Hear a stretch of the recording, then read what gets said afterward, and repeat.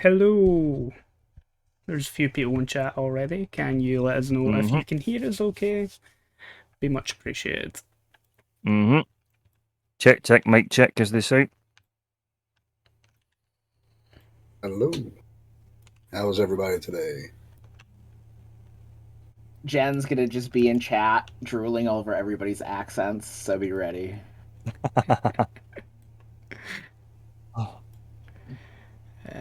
Okay. I have a friend growing on my head. Mm.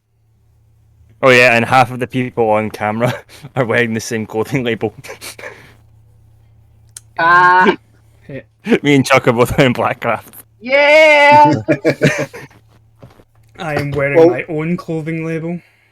I That's went very with true. spaceships, so It's very fitting for how that adventure ended.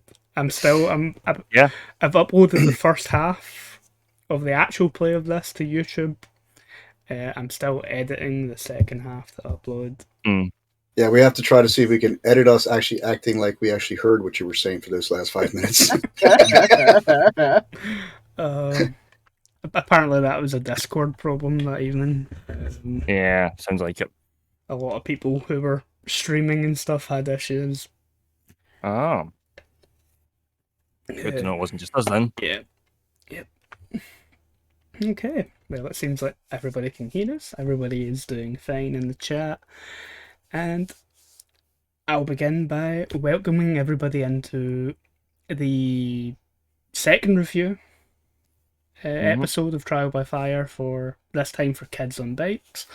If you don't know what this is, we play the one shot, an actual play live here on Twitch. It's on YouTube now, or part of it is for this game. And then we have a roundtable discussion from the players. As you can see by the sad Will face and the overlay, one of the players can't be here for this session. He sends his apologies. But we're going to discuss our feelings on Kids on Bikes. I forgot to put the logo on. There we go. I believe for the Witcher one, I started that off, and it was talking about how easy the game is to just sort of pick up and go. Obviously, me from a GM point of view will be different from you guys as players. So, yeah, from a GM point of view,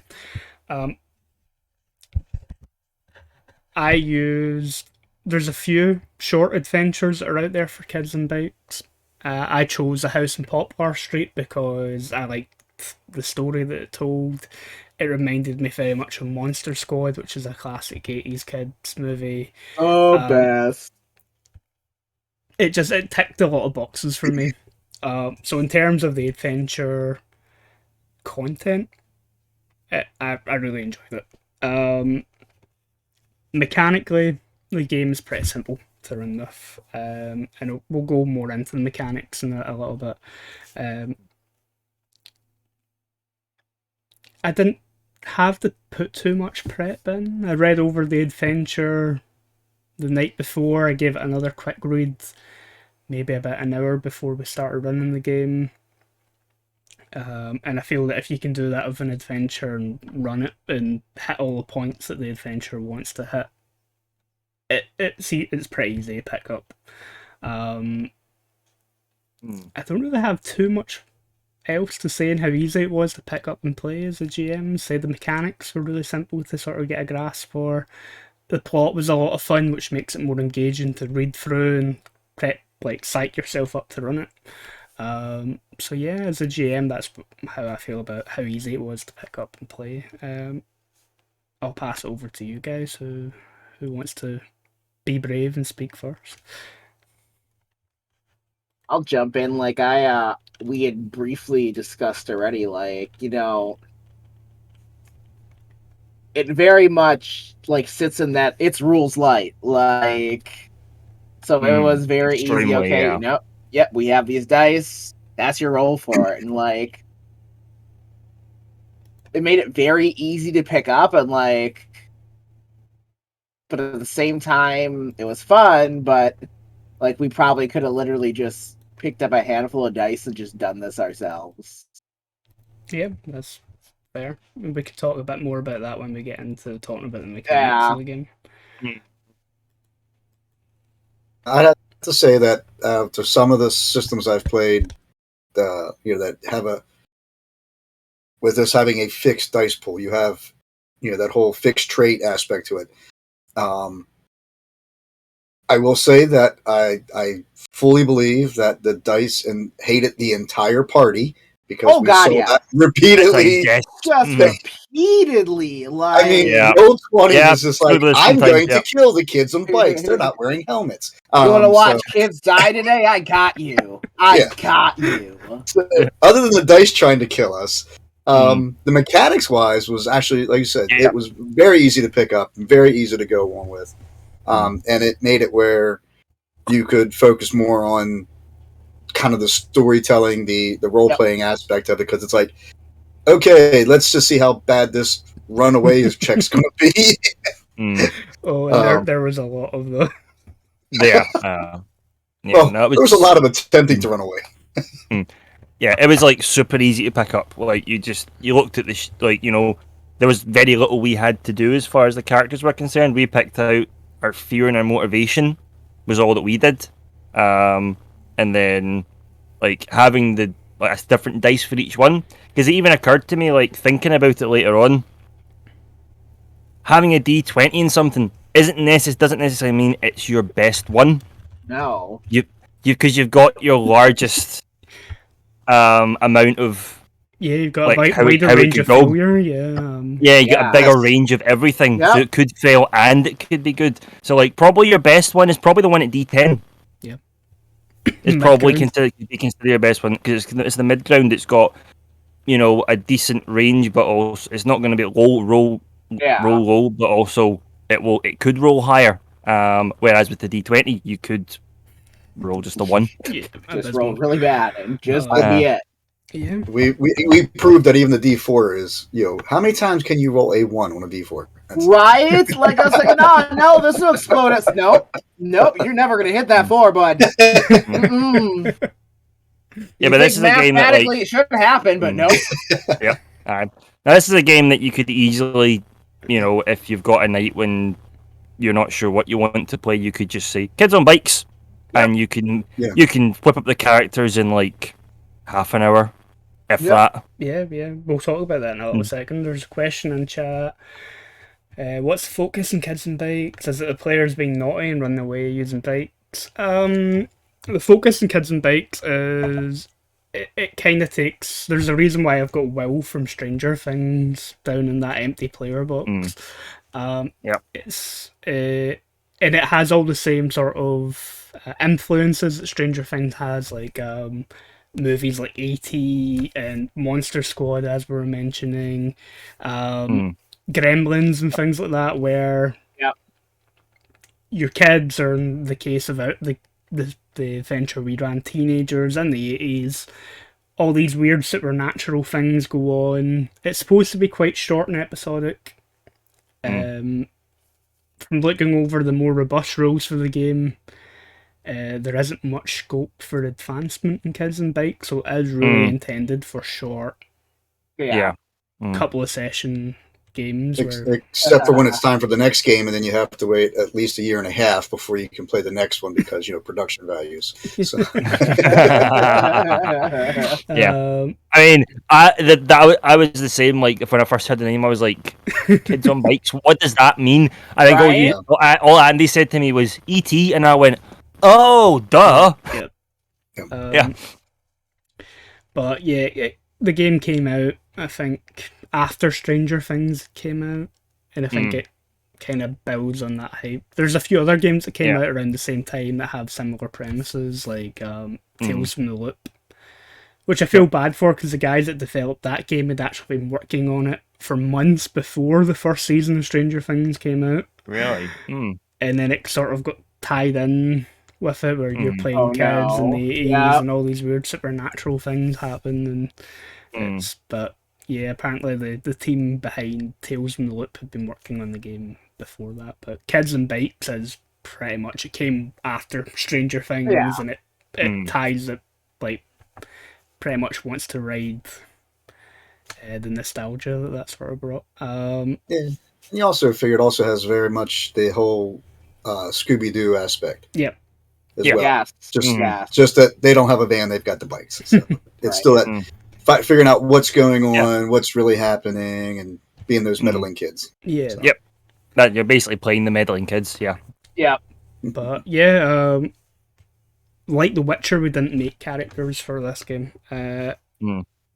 I can comment on character creation from it. Again, from looking at the more robust rule set, it's as simple as you would imagine it to be. You've got your Mm. 6 stats or whatever it is. You Uh. apply from D4 up to D20 into whichever Yep. ones you feel are most important. Yep. You Fight, flight, brains, brawn, charm, and grit. Yep. I've got the roll 20 up. Yeah. And then you pick your sort of archetype, which comes with options for special abilities that you can use with adversity points. And then, like we did on stream, you pick a fear and the motivation and how your characters are all connected to each other, and you go. Mm. So I don't feel that you guys as players missed out on much by No. getting to Mm. make characters. It's like really you probably make it in less than half an hour if Mm. Mm. you kind of came in knowing had a concept in your Yeah, mind. yeah. Mm. You could hammer a character out in like 15-20 minutes and be ready to go. Okay. The system. What did you guys feel about the system overall? We'll go into a bit more depth on this. Mm.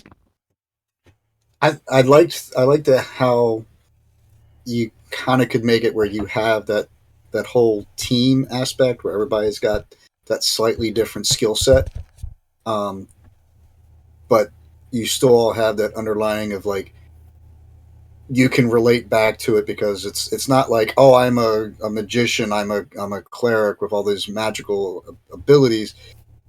You're that kid from high school that you knew. That's the one that you were friends with. That's the one that you wanted to be friends with, but were always too scared to go talk to. So all of that, from working the mechanics, it makes it that much easier to sit there and really kind of get into the role play of it because you have a point of reference that most people can go back on and say, okay, I know how that person acted. You know, there was the bookworm, so you kind of have that feel. And because of that, it makes stepping into those roles that they have listed as, okay, the nerdy kid, the shy kid, as your kind of your abilities and skills and stuff, you kind of real easy to place them and come up with a characterized idea. I think would actually be, and that because of that, super easy. Yeah. And then the mechanics itself just plays off of that. Yeah.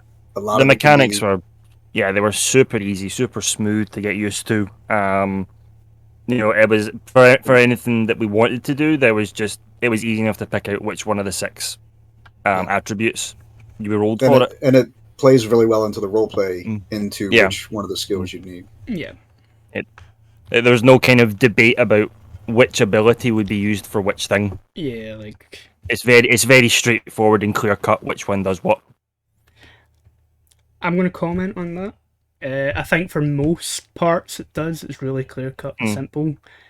Combat in the game gives you options for how you use every single skill in a combat situation. Really? Yeah. Okay. And I did read that. I think Yeah. that didn't can be really a bit get into that, confusing. Yeah. When you Nah, guys we just got stuck running away for 6.5 hours. you just Yeah. kept trying to run away or Roll flight. Roll flight. Yep. Roll flight. a few times you used like fight or brawn to do something. Yeah. There's where you can try to talk your way out of it. You can, do that kind of stuff. Yeah. Yeah. Or you use Juniper's abilities, which Yeah. is an interesting mechanic. That's an interesting one, yeah, because That's the interesting part of the mechanics that makes this a really collaborative game between the GM and the players, because Yeah. the player does those things.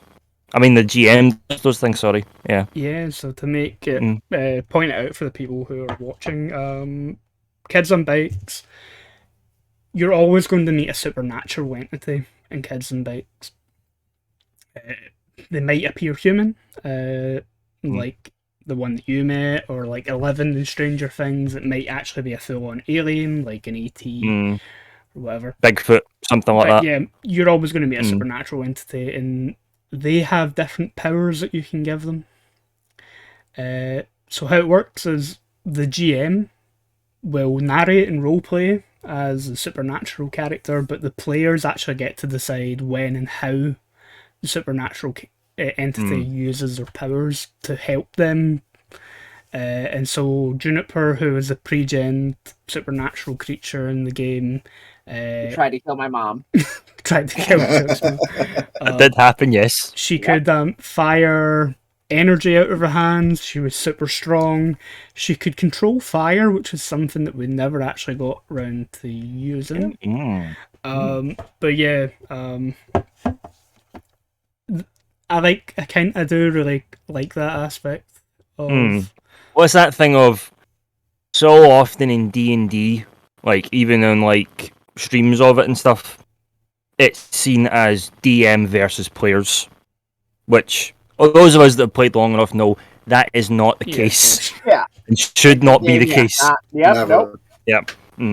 Whereas this game, because the GM takes control of the supernatural entity, makes it a truly collaborative effort in that respect, which I like. I really like that. And it's one of these things where, I know GM characters get a lot of flack in the tabletop RPG community, and I understand it.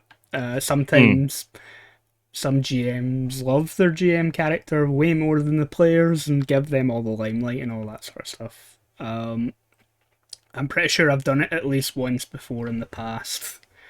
Well, the way you usually do it, and this is me speaking from all the times I've played with you in the past, is you usually have whatever the GM character is doing is cinematic and not rolled, and doesn't actually affect what the players are doing, which has always been a good approach. Unless the dice are being absolutely horrible to you, and then they'll sometimes. But it depends. But the fact that the GM character is something that's pretty much part of the system here, I found really interesting, and how they handle it, where, okay, the GM roleplays this character, but the players actually get to decide when they jump into action and do stuff, is probably a really good way to do it. Even if you're running a D&D game and you've maybe only got 2 or 3 players, but you really want that party balance with 4, throw in a 4th character. You roleplay them, but let the players decide when and how they're going to use their abilities. I think I like that about the system. Yeah, I just had that in my Tuesday game. They needed the NPC that I've run to come in and do some negotiations for them. I made them come up collectively. What was he going to say? And then I rolled the persuasion checks and such, but it's like this way. It's a character that I ran, kind of steered, but then when it got to the point, the party had to be involved. So it takes that GM control out of it by going, okay, that's what we're going off of, and that's what we're going to say. Yeah. So it still lets them kind of be in control of the characters that makes up their party. Yep, very much. Chuck, you got anything to? I know. Like, there was a lot of great stuff about it. Especially, I loved how collaboratively focused it is. Like, it's very much, it's about the role play. It's about the story you're telling at the table. But, like, my feelings on, like, everything was there, but, like, literally, we could have slapped any other thing here and done the same thing. Yeah, there's...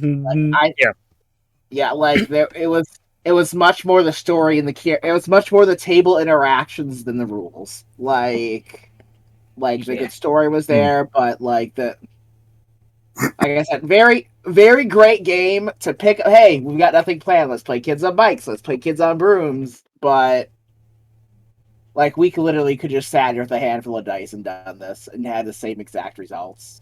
Yeah. I don't know. My physical dice like me a lot better than. Yeah, no. If we were using our own dice, maybe things would have gone our own way. Not Roll20 going actions of the roll. Fuck them. Roll20 is horrendous. Yeah. If anyone is watching, I know I've had a few comments on YouTube, so there are some people watching. And there's people in the chat live on Twitch watching. If you watched any of the other Trial by Fire games, The Witcher wasn't too bad. The Dragon Age adventure, the first part of that is awful. The players' dice rolls is just so bad. They almost died in the first encounter. And yeah, in this, the encounter that you had with the vampire, the dice did not love you guys. No, I was like, oh, here I go. I'm gonna get drained. Yeah. That was a moment.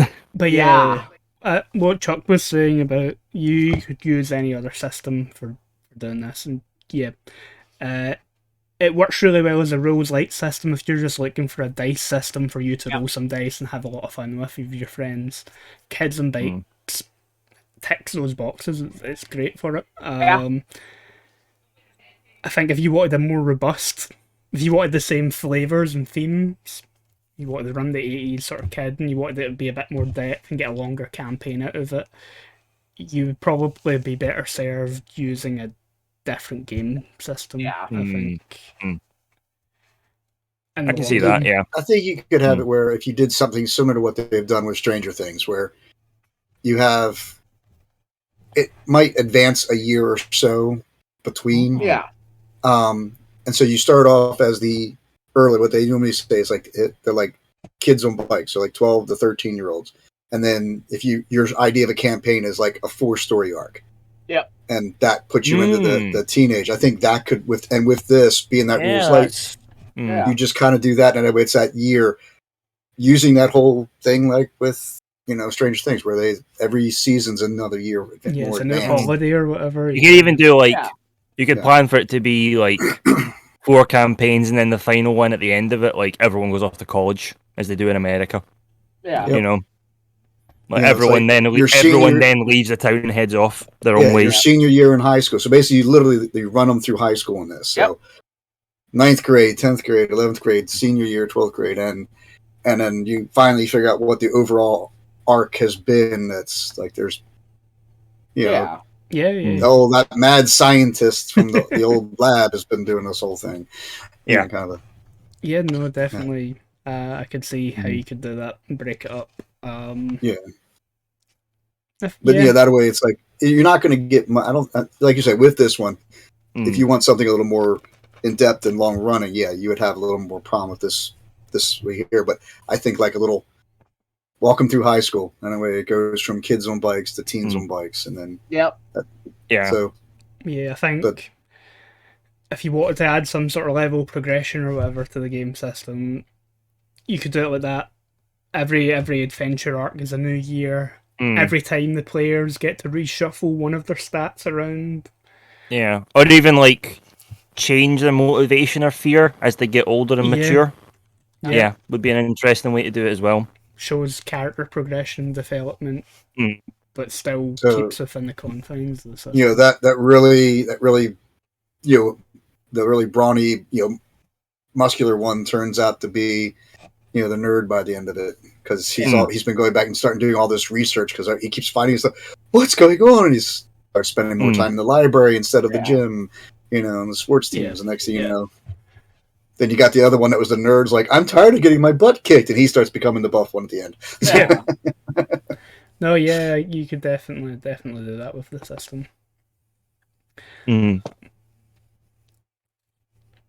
Yeah, I think it was a very nice, literally I had the day before reading through the rules and able to step into it that quickly and easily. I didn't think I even really saw the rules until the day of. kind of, Yeah. effectively. Yeah, no, I didn't until right before I was going, "Where's everything in chat?" That was when I looked at the rules. Like that was it. Yeah.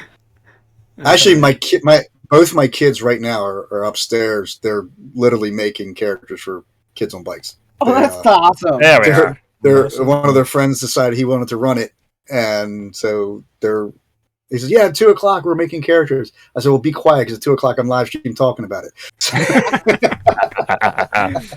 Yeah, I think Kieran's the same as you, Chuck, where he didn't even look at this stuff until like about 20 minutes before we went live. Yeah.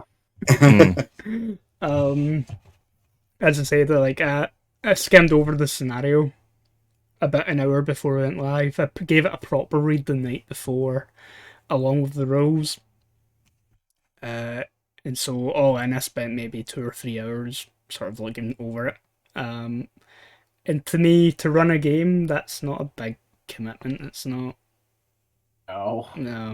It's not like a full-on crunchy system like Anima or D&D or Legends of the Five Rings or whatever, where you need to spend a decent chunk of time actually getting your head around the rules. The rules, mechanics, and or even like the way that you, Andy, particularly do like World of Darkness stuff, where you've got to have the rules down for vampire and werewolf and hunter all the and other stuff, everything, and all the other stuff mixed in together. Yeah. And that's me. That's not something you would have to do for running World of Darkness, but that I like to have other supernatural things put into that. But combat. We did experience a little bit of combat. How did you guys feel about combat in Kids on Bikes? The aspect that I liked, because this is an aspect that I've seen debated a little bit on like tabletop YouTube channels and stuff, is the idea that you're not starting combat, you're just making the dice rolls, but it's in a fight. You're not like rolling initiative as you do in so many games, and it doesn't really turn into like a turn-based combat thing. It's just people do stuff as things unfold and it happens. I quite like that idea. You're reacting to what's going on. And I guess more of the fact that it's not like the D&D and and a lot of the other fantasy-based ones where it's a lot more real-world focused of that whole case of, well, we got a vampire getting ready to take out Chuck, and then we're like, throw a trash can on. So it's like one of those, you don't have, I'll just pull my sword or I get my staff of fireball, and it's like you're not standing back at it. Most of the time as a kid, if you're going to actually go in and fight, you either have to throw something at them, like here's a bottle, throw it at them, or or you're running up with the baseball bat trying to brain them. So you have to actually kind of use the role play aspect into the combat as well. And I think, like I said, with the fight, the whole description of what you're doing and your actions can actually help lead into, well, you're doing this, so that's going to let you use this stat instead of it's like you're using your brains, because you basically just worked out, if I hit this here, that's going to fall over. Hit this, the whole Rube Goldberg machine to basically knock that pipe over on them or something. So in the chat they're asking, who's the player that had the baseball bat? Kieran or Crying Will? He had the baseball bat. He was the jock. He was the sporty kid. Sporty kid, the jock, Lamont. He went home and got a baseball bat before they went and did anything. Then there's throwing the trash cans like while you're watching wrestling. Yep. Although we're talking not just a trash can, we're talking a dumpster. Yep. This was one of the. It was a dumpster. It was a full dumpster. Yeah. Yeah. They had the. It could still be a hardcore match. I've seen it. They had the little psychic guns kid. because their parents, because they were in Indiana. That's why they're in the Midwest. That's why their parents had guns. Yeah. And then there was the shotgun. Chuck went and got guns at the gun cabinet. After they realized how dangerous the things that they were facing were. Oh yeah, you're living up against the woods in the Midwest. You got guns. Yep. I went Chuck back and almost got got brained as well outside the hardware store with a kid Yep. with a hammer. Yeah, the Yeah. bully full on went homicidal. Right? Like, I was, The bully character went full homicidal, and we were like, Yeah. "What the fuck?" right? I was like, oh, the hell? They did use the shotgun on the werewolf. Yep. Yes. Mm-hmm. They didn't have it when the vampire attacked them, though. They had to rely on the little no. It was sidekick pretty much after the vampire that Chuck went home. Yeah. It's like, right, It was like- that's gun cabinet. What is it? I got the werewolf. I shot off my shotgun, then I left. Mm. Yeah, no. Combat was interesting. I like that it gives you options for how to use all of your skills, depending on the situation. I would have liked to explored it a little bit more, Yeah, I can but see that. Mm.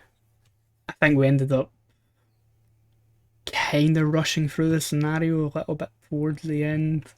I felt that a little bit. Yeah. Mm. Yeah. Which leads me into, I think, I like that they had the 4 sort of classic Universal monsters in the scenario.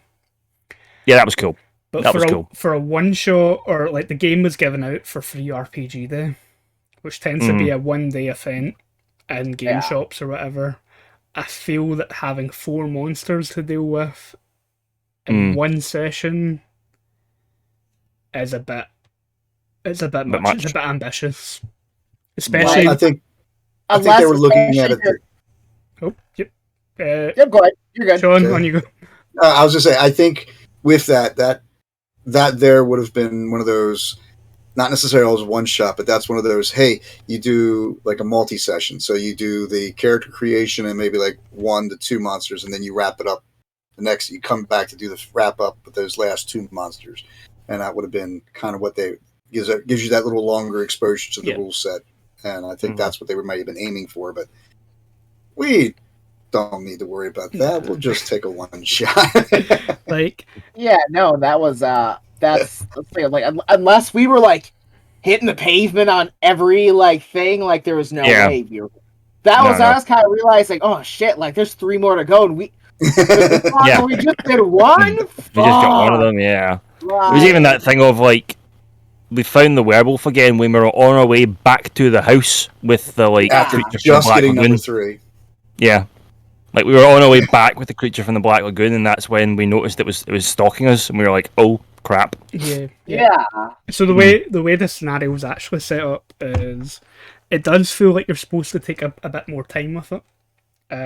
That you could maybe break every monster into its own session, Oh, okay. where like you could go and you could research it, ask questions around town about if anybody's seen anything Yeah. out of the ordinary. We all actually intend to go to the band practice, and that's when we all see the see Frankenstein the monster. Frankenstein, track it down, Mm. deal with it, get it back to the house. The werewolf is supposed to be tracking you the entire time that you do it, and it kind of seems like it should be the last one that it's the first one you see, but it should be the last one that you sort of encounter. The vampire also reads like it should be the second last one that you deal with, but you guys went downtown, you spent a lot of time in an alleyway. I felt that was a good time to introduce the creep. An alleyway behind a butcher's. Yep. Yeah. Yep.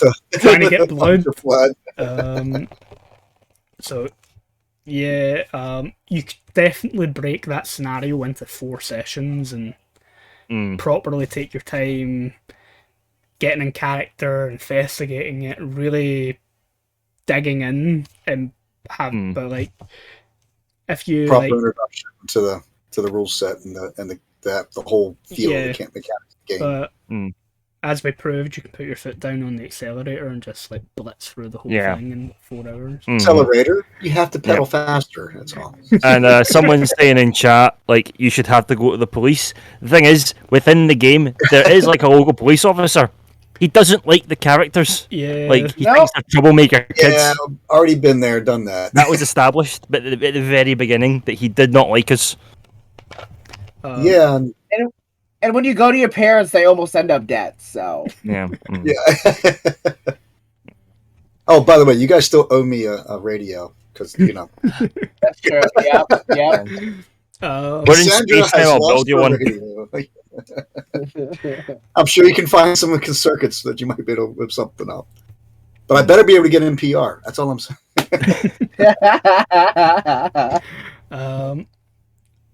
But for the Witcher review, we did talk about, on a scale of easy to how difficult the game is, mechanically, where I kind of put 5th edition D&D somewhere in the middle. Mm-hmm. And then I think we compared a game like Anima Beyond Fantasy, which has tables for everything, and like it's insanely complicated on the far end, the crunchy end. And I put a game like Ryutama, Mm. which is a Japanese role playing game, which is really rules like on the other end. Where would you put Kids on Bikes in terms of complexity? If D&D 5th edition's in the middle. Mm. Oh, it's much easier than D&D. Oh, Like, I'd say I would say probably 2. Yeah, as I say, Or- on a 1 through 10, 1.5, maybe 2. Yeah. Like, Like yeah, really at the easy end. I said, yeah, like this is you could teach anybody like the basics of this game in like 2 minutes. yeah. So I Like, when given the description there, I put Ryutama on the easy side of things. I would actually say Kids on Bikes is easier. There you go. Yep. I don't know Ryutama, so there you go. Yeah. But I say 2 just because if you have never played anything, so if you're just coming in as a first RPG and you go with this, that's why I'd say 2, just because you have to kind of get the idea of the dice and just we roll that for what, and but yeah, otherwise I think as far as picking it up with before the end of a first session, you'd be like, got it, no problem. Yeah. Mhm. Definitely, yeah. If we're going like a scale of 1 to 10, yeah, I'd probably put Kids on Bikes at like a 1.5 or a 2 as well. In terms of how simple the system is. Before I ran it, I seen some people compare it to Savage Worlds. Oh. Where Savage Worlds, Savage Worlds, really that right? You apply different dice modifiers to different attributes and different skills.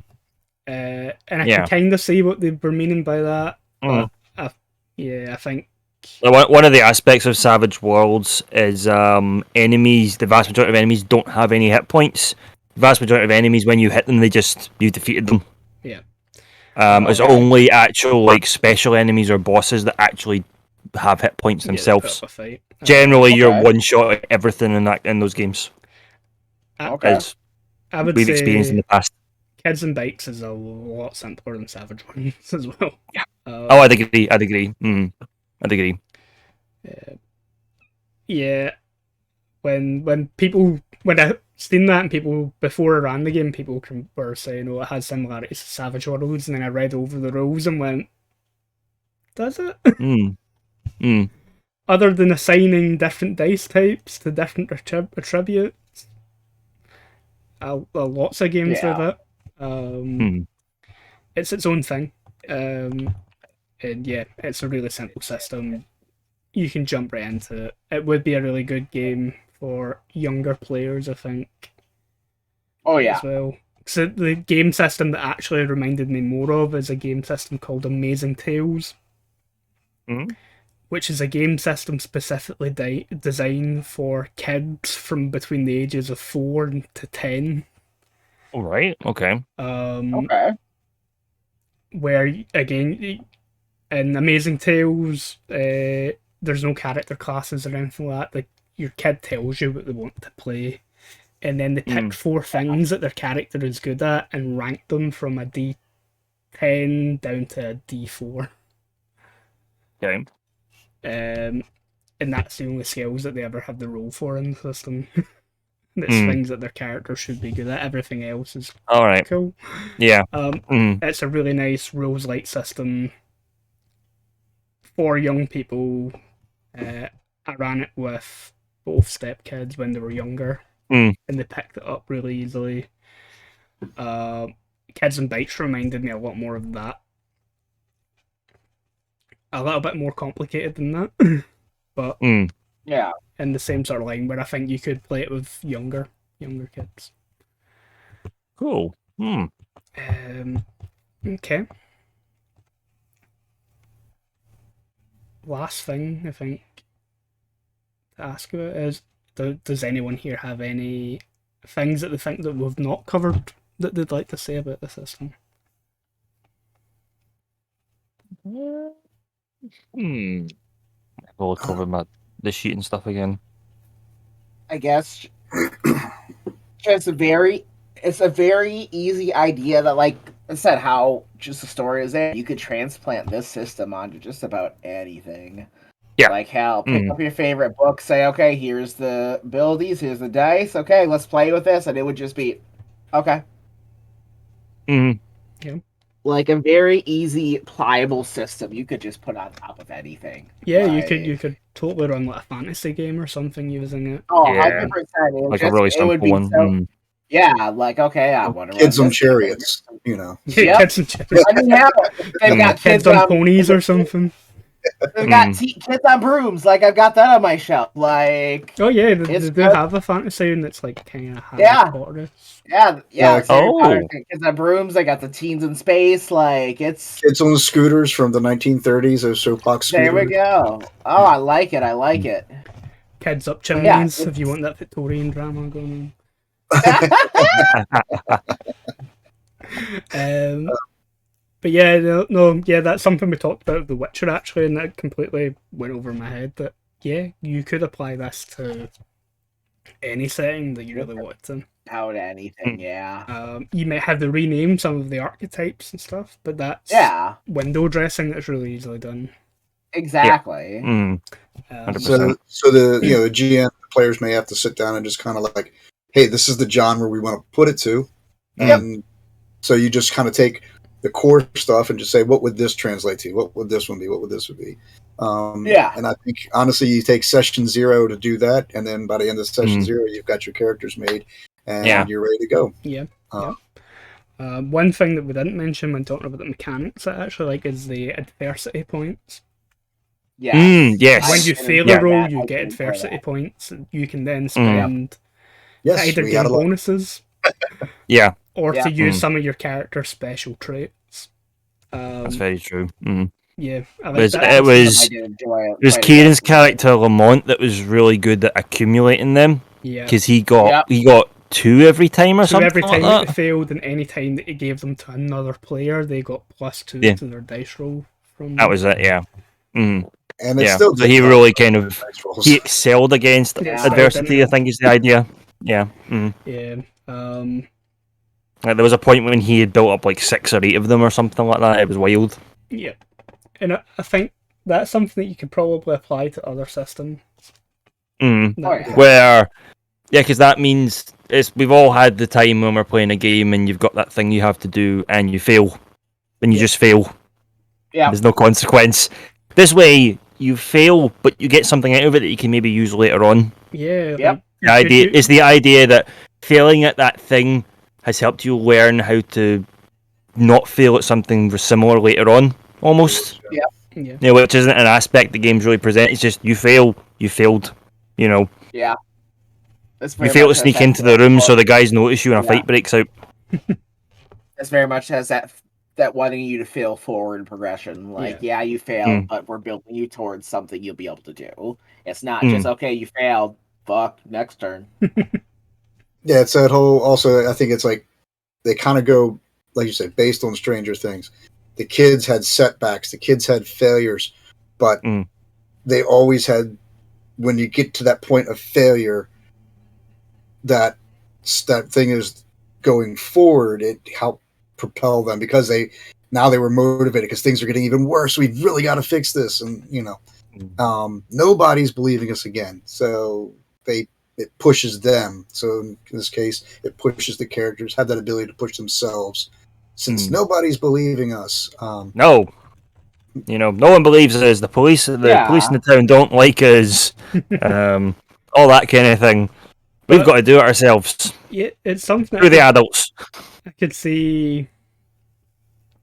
I could see it applying to some systems better than others. Systems like D&D. Yeah. Adversity points I could see working. You failed, you get these points. You can spend them to add +1 to another dice roll going forward. And And that might be enough for you to change the outcome of a fight in D&D or whatever. Systems that use dice pools are a bit trickier.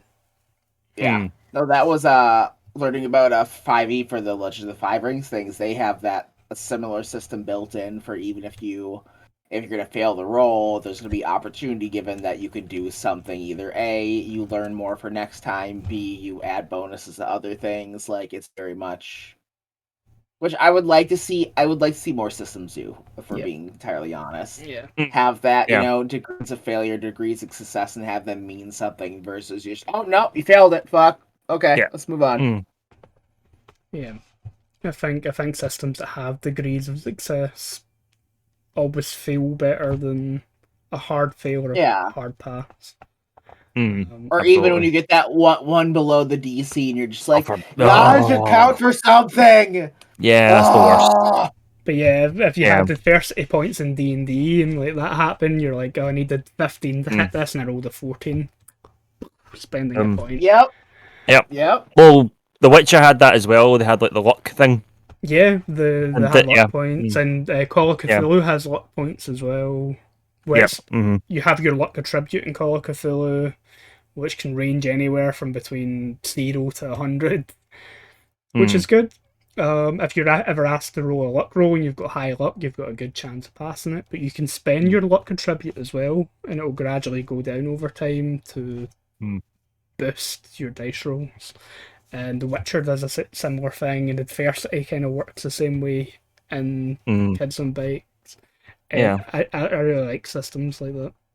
Yeah, no, we said when we reviewed The Witcher, we said we'd like to see that mechanic. A lot of us, I think all of us said pretty much we'd like to see a similar mechanic like that into a lot more games, where you got something you can add on or roll that represent that it's like a finite amount. You spend it, but it lets you overcome those rolls that have just failed, kind of thing. Yep. Okay. Anything else? Nah, I think it's one that I'll add into my home repertoire for. As I said, my kids are up there making characters now, so so they'll be familiar with it, and we can. Yeah, we got a couple. Really. That was that actually was. That actually was something I wanted to bring up in mechanics wise. I'm just looking over my notes and stuff again there. Was it didn't come up an awful lot, but it came up for my character particularly because my character had the wealthy benefit.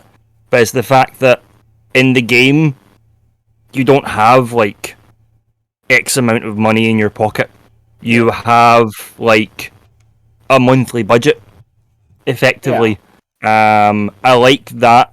That's a mechanic that some games do that I actually really like, where instead of having X amount of gold or dollars or credits or whatever in your pocket, you've got like a societal bracket that you fit into, which in this case was like we were teenagers, but my character, because she came from a wealthy family, fitted into young adult. I think that's a mechanic a lot more games could do, rather than it being that thing that the classic Trump fantasy trope is when you open the chest and everyone divides the gold evenly. But this game, you've got like you have wealth of kind of this much, which means you can get this stuff. Sometimes I like coin counting in games. Sometimes. If it's a big part of the campaign or whatever, like if it's a survival game or the whole thing is like gather all the loot and treasure, if it's a more old school dungeon crawl style game or whatever. It depends entirely on the theme of the game, but I really like that aspect, and we didn't explore it too much, but it was that thing of my character went to the hardware store to get the stuff for the trap she was building, or to get the things she needed, and because she had... because the rest of us were going home to the garage to see what we could swipe out of our dad's work pile. My character had such an allowance that she could just go, I can just buy it all, it's fine. Buy it brand new. Yeah. Yeah, and there's other games. The resource merit in World of Darkness, That's the one. Yeah. where you don't have individual money that you have to care about, but you do have a range of wealth that you can potentially spend. Yeah. Again, it depends on the game, but yeah, I'm a big fan of just kind of loose wealth systems that you have a rough idea what your character can buy and get away with. And again, you could apply that to a fantasy game as well if the emphasis isn't going to be on going into dungeons and stealing a load of loot. Yeah, okay. So, out of 5, what would you rate Kids and Bikes?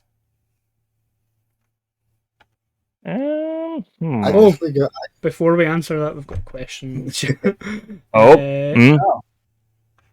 Okay, part of the game, best part of the session. Honestly, I have to say say the worst. That flight mechanic, man. That trying to get away. Like it was just I think if we actually have our bikes, it's literally in the name, we should at least get a bonus to the flight if we're on our bike. Yeah. If you're a kid on your bike, you automatically get a +3 or something to it. I'm on my bike, it's in the name, give me advantage. Back tire, front tire, frame, that's +3, go. That was the whims of the dice, obviously, when it was like, no, you failed, no, you failed, no, you failed, you can't run away. It was like, oh, crap. You've got a 10 in flight, here a 1. Yeah. Yep. I have to say the best thing I liked was actually the role play interaction, where it kind of wants you to do that. Whereas some systems, it's yes, you can do the role play heavy, but it still comes down to the dice mechanics and what skill set are you using. This was a lot more just that story driven role playing to feed off each other, to come up with ideas.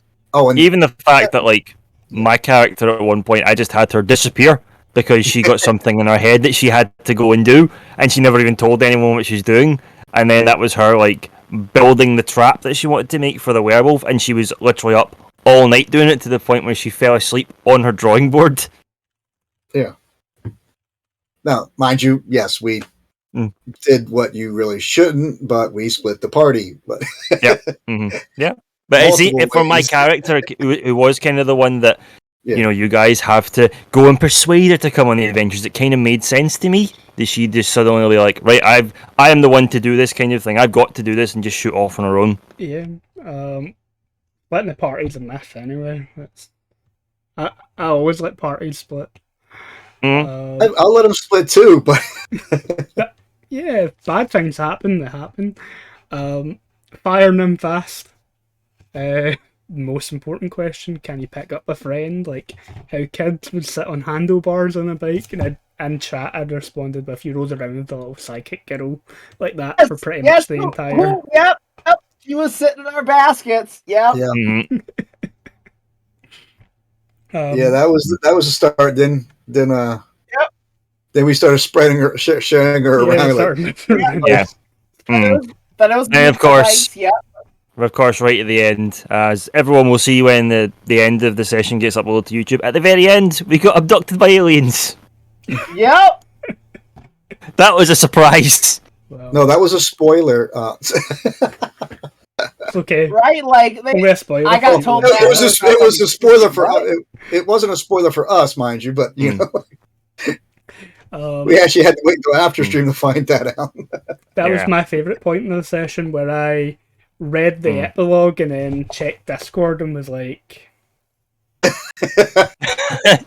I mean, it could not have been better timing for the and just froze. I mean, I unmuted Twitch, so I did hear it.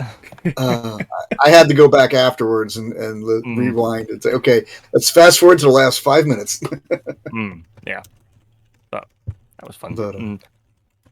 So we're going back to the rating out of 5 then? Yeah. back to the rating out of 5. What would you rate Kids on Bikes out of 5? I definitely give 4. I like it is that nice easy.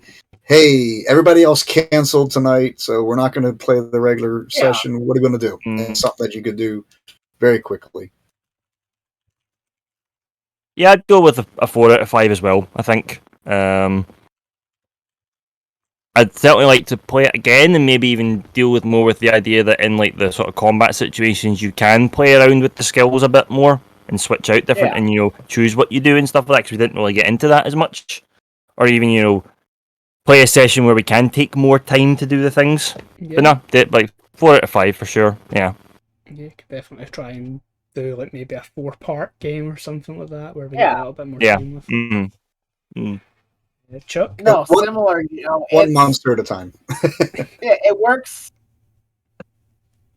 It works well for it is. It's like I said, like miss out a session. Hey, we can pick this up, teach whole table, play this in like half hour. Like in that regard, very much similar. 4 out of 5. Like it was, and it's fun. And with it being that rules light, it gives you that opening to okay, everybody at the table. It's going to be role play heavily. We're going to be interactive. We're going to get the narrative going, and it was a blast. Like the whole session was a blast. It was fun. Like obviously, like very much I would liken it to I'd probably play like a couple parter, but like I would liken it almost to Werewolf. Like, okay, here's a fun game we'll play. Let's pull this out. Like going to the 80s tonight, folks. Yeah, definitely. So what would you rate it, Chuck, out of 5? I will stay in that 4 lane. Like yeah. I did this with The Witcher as well, where I gave it a 3.5. And I'm going to give it a 3.5 here. Doesn't matter because overall we've given it a 4. You guys all gave it a 4. Sad Face will gave it a 4 as well. So yeah, Sad Face. Kieran was super excited to play it. Like when I messaged him to like double check if he was still up for playing in the one shot, and he was like, "I'm not fucking missing Kids and Bikes," or you're like, "Okay, calm down." But yeah, no, I'll give it a 3.5. Really easy system to get into, as Chuck has said, and other people say that's something you could whip out. For like if a few players are going to miss a game and you're wanting to do a one shot instead or whatever, make characters really quickly and just play for like a single session. Even if no one else has played it before, the rules are so easy that you can pick them up really quickly. The reason I'm not quite giving it a 4 is I feel like the system could be a little bit more robust. I can see that. In some areas. And as a system, I don't think it does anything too special. But what it does it really well. I think if it had done something particularly special, then it would possibly jump to a 5 for me. Yeah. It didn't. So like, I enjoyed it. I really enjoyed it, but it didn't do anything like super special. I think I've said before to you, Andy, my favorite system is the one that's used for Song of Ice and Fire. But we've said that before. For me personally, that one probably is a 5 out of 5 as far as a system is concerned, even if it is quite a crunchy one. But that's kind of where I'm placing it. The system, I really enjoyed it, but it didn't do anything super unique or special. Yeah, there's a few mechanics in there that I really like. Good. I think for me, just because coming from like Numenera, Call of Cthulhu, 5e, those systems which are so rules heavy and mechanics heavy that you've got to know, you can't just jump straight into them without really taking your time on those first sessions or two. To come into something like this, I mean, I think it could have been maybe just a little cleaner But for the most Yeah. part, that's why I say 4 out of 5 because it was a nice, refreshing Yep. step into something Yeah. that I've never played before, and Yep. boom, right off the bat, you're good to go. Yeah. Mhm. Yeah, definitely. And I never felt lost. Give it a look at it, Even yeah. like even if things weren't as deep as I never felt like it's like okay, this whole I can handle this. Like Yeah. I've been playing this for 10 minutes, I can handle this, and that's Mm. part of the reason why it's like no, it doesn't stand out at all. But I can pick it up and go, and Yeah. that's half the battle. Yeah. Mm. Well, Mm. no, unfortunately, that's why we had to stay in the battles because we couldn't get up and go. Right? No. But okay, yeah. So overall, our group of players and myself are rating Kids and Bikes 4 out of 5, which is great. I think The Witcher got a similar score. Yeah. For different reasons, but Mm. yeah, definitely had a lot of fun with this. The scenario was really good. If you're already familiar with Kids and Bikes but you've not played the house in Poplar Street, give it a go. Don't let your players watch this video beforehand though, because you'll spoil the ending. Yeah. Mm. Just let him watch. Just let him watch it. Just let him watch. Oh God. Let them run through and then see how you're not supposed to react. Don't run away from anything. Just stay and fight it. Let him watch Monster Squad and then jump right into this. Just. But yeah, it was a lot of fun. Does emphasize the role playing and working alongside each other and collaboration with the unique mechanics it does have. Yeah, it does a really good job. It's a really fun system, really easy to jump into and play. Yeah. Cool. Anybody else in the chat got any questions for us before we wrap up? Give it a few seconds. Elevator music. Yep. Wait for that delay to get through. Right. Dun, dun, dun, dun, dun, dun, dun, dun, dun. I see a question about the Mythic emulation system. Did we go over that? Not a system I'm familiar Whatever with. the hell No. that is. No. No, I've never heard of it either. Nope, I've not heard of that. Okay. Mythic emulation system. We should review it. Okay, I'll look into that. Yeah, I think it's a different game system, so it might be. There's a huge list of games that we play, and we do them bi-monthly. We play a different game and review it. Kids and Bites was a special case where our usual Sunday game didn't happen, so we were able to squeeze this extra one in. And I'm really glad you did. And yeah, it's the second time that Sean's came and joined us for a game, and always a blast to have you, Sean. Always a fucking treat. Yeah. Anybody want to say anything before we finish up and I end the stream? Any shout outs or anything like that? Once again, thank you, Andy, for stepping up, even though you're feeling a little bit under today. Glad we were able to get this review in. As before, I thank you for the opportunity to play on this. Chuck and Roddy, basically, you guys are a blast to play with. So Thank you very much. That was great fun. And hopefully we can try to actually figure out what is to become of these characters somewhere down the road. We're gonna go into space, yo! We're gonna go into space. We'll review Teens in Space at some point. Yeah. Yep. Try to get the same group of players together for it. Yeah. Let me know I'm down. So. Yeah. Oh, in this case, I'm up. So. But same thing.